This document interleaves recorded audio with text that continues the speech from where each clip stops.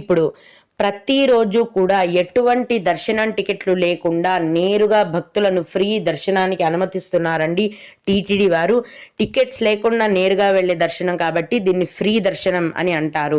అయితే ఈ ఫ్రీ దర్శనానికి వెళ్ళాలంటే మీరు ఏమీ చేయనక్కర్లేదండి. తిరుమల కొండపైకి వెళ్ళి డైరెక్ట్గా ఫ్రీ దర్శనం క్యూ లైన్లో జాయిన్ అయిపోవాలి అంతే. ఆధార్ కార్డు కూడా అవసరం లేదు. ఫ్రీ దర్శనం క్యూలో వెళ్ళేటప్పుడు ఆధార్ కార్డు అయితే అడగరు, కానీ కొండపైన మీరు రూమ్స్ కానీ లగేజ్ లాకర్స్ కానీ తీసుకోవాలంటే ఆధార్ కార్డు అవసరం అవుతుందండి. మీరు ఆధార్ కార్డు ఒరిజినల్ కానీ జిరాక్స్ కానీ మీతో పాటు తీసుకొని వెళ్ళండి. ఫ్రీ దర్శనానికి అయితే ఆధార్ కార్డు కూడా అవసరం లేదు. డైరెక్ట్గా మీరు నేరుగా తిరుమల కొండపైకి వెళ్ళి ఫ్రీ దర్శనం క్యూ లైన్లో జాయిన్ అయిపోవచ్చు. అయితే దీనికి ఎప్పుడు కూడా జనాలు ఎక్కువగానే ఉంటారండి.